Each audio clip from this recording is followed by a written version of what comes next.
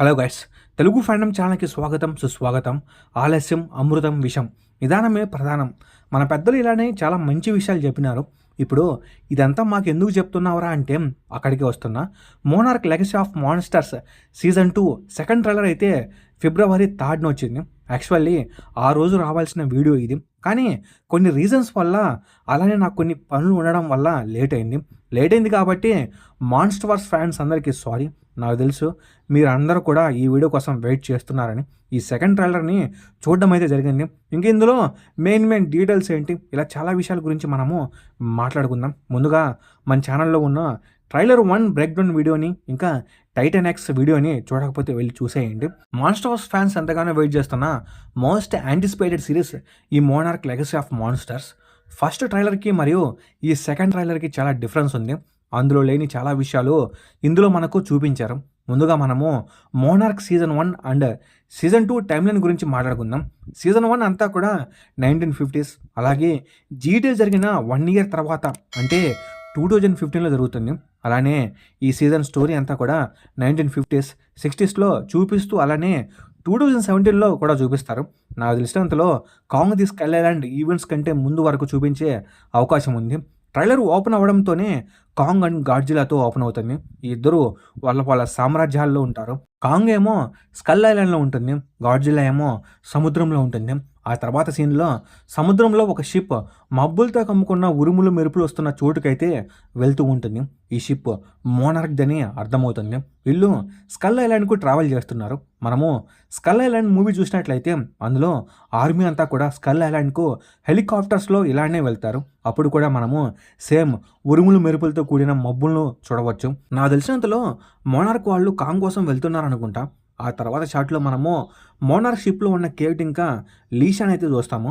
వీళ్ళందరూ కలిసి కొన్ని షిప్స్తో ఎక్కడికో వెళ్తున్నారు అనుకుంటా, బహుశా స్కల్ ఐలాండ్కు. అయితే వీళ్ళు వెళ్తున్నప్పుడు వీళ్ళకు సముద్రంలో జరుగుతున్న కొన్ని చేంజెస్ అయితే కనిపిస్తాయి.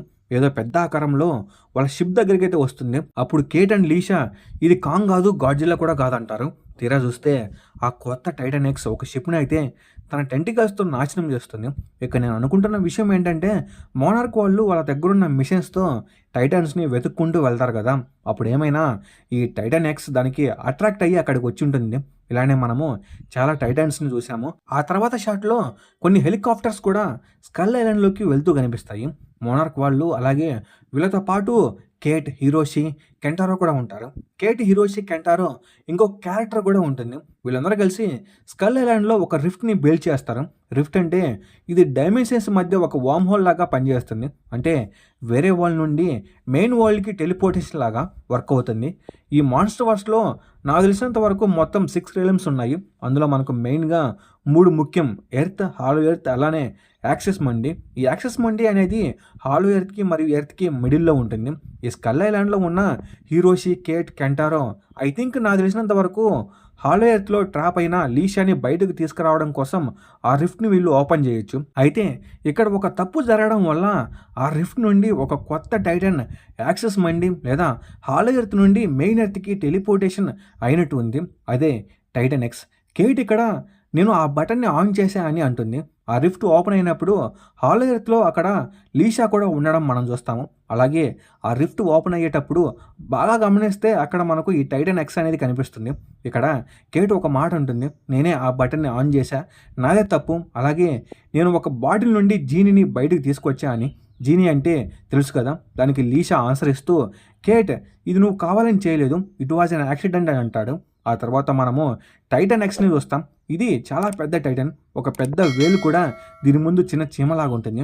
ఇది చూడడానికి మొసలి ఇంకా ఆక్టోపస్ లాగా ఉంటుంది. తర్వాత షాట్లో స్కల్ ఐలాండ్ని చూస్తాం. అలాగే ఆ తర్వాత షాట్లో బిల్ ర్యాండా ఇంకా కియోకని చూస్తాం. ఈ ఇద్దరు కలిసి ఒక గృహలోకి వెళ్ళినప్పుడు అక్కడ వీళ్ళు టైటన్ ఎక్స్కి సంబంధించిన కేవ్ పెయింటింగ్స్ని చూస్తారు. దీన్ని బట్టి మనకు అర్థమయ్యేది ఏమిటంటే ఈ టైటన్ ఎక్స్కి ఒక పెద్ద హిస్టరీ ఉంది అని. ఈ పెయింటింగ్స్ని బాగా గమనిస్తే ఈ టైటన్ ఎక్స్ ఓషన్లో ఉంటుంది, పక్కన కొన్ని చేపలు కూడా ఉండడం మనం చూస్తాము. అలాగే బయట అంటే ఒడ్డుపై మనుషులు ఆయుధాలు పట్టుకొని ఉండడం చూస్తాం. అలాగే ఆ పక్కన కూడా చూస్తే కొంతమంది చనిపోయి ఉంటారు. దీన్ని బట్టి మనకు అర్థమయ్యేది ఏమిటంటే హాలో ఎర్త్‌లో ఉన్న టైటన్స్‌లో ఇది ఒకటి. అలాగే ఇది ఒక విలన్ టైటన్ అని అర్థమవుతుంది. పాస్ట్ నుంచే ఇవి ట్రైబ్ వాళ్ళు దీన్ని ఒక విలన్‌గా చూస్తున్నారని తెలుస్తుంది.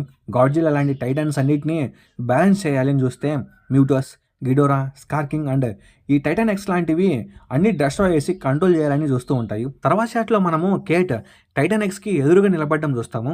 ఇక్కడ మీకు ఒక విషయం చెప్పాలి ఏంటంటే గాడ్జిల్లాకి ఎలాగైతే డార్సల్ ప్లేట్స్ ఉంటాయో అలాగే ఈ టైటన్ ఎక్స్కి కూడా ఉంటాయి. అలాగే అవి మెరుస్తూ ఉండడం కూడా మనం చూడవస్తాం.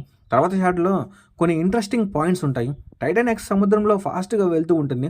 దీనికి 2 కళ్ళు కూడా ఉంటాయి. అవి బ్లూ కలర్లో మెరుస్తూ ఉంటాయి. ఇక్కడ మనము కొన్ని ఓషన్ క్రియేచర్స్ని కూడా చూస్తాం. అవి కొన్ని వేల సంఖ్యల్లో ఉంటాయి. కేట్ ఇలా అంటుంది, సముద్రంలో ఉండే జీవులన్నీ కూడా ఈ టైటన్ ఎక్స్కి వర్క్షిప్ చేస్తూ ఉంటాయి. అంటే టైటన్ ఎక్స్ సముద్రంలో ఉండే క్రియేచర్స్ అన్నిటిని కూడా కంట్రోల్ చేస్తూ ఉంటుంది. ఈ షార్ట్స్లో 1950s వర్షన్ లీషాని ఇంకా కియోకని చూస్తాం. అంతేకాకుండా ఇక్కడ మనం సముద్రం నుండి సర్ఫేస్ని అటాక్ చేస్తున్న టైటన్ ఎక్స్ని కూడా చూస్తాము. ఇక్కడ మీరు ఒక విషయాన్ని గమనిస్తే టైటన్ ఎక్స్కి ఉన్న డోర్సల్ ప్లేట్స్ అనేవి రెడ్ కలర్లో మెరుస్తూ ఉంటాయి. దీన్ని బట్టి నాకు అర్థమైన విషయం ఏంటంటే టైటన్ ఎక్స్ అనేది నార్మల్గా ఉన్నప్పుడు బ్లూ కలర్లో ఆ డోర్సల్ ప్లేట్స్ ఉంటాయి. అదే కానీ ఆ టైటన్ ఎక్స్ సీరియస్ అయినప్పుడు తన ప్లేట్స్ అనేవి రెడ్ కలర్లోకి చేంజ్ అవుతాయి.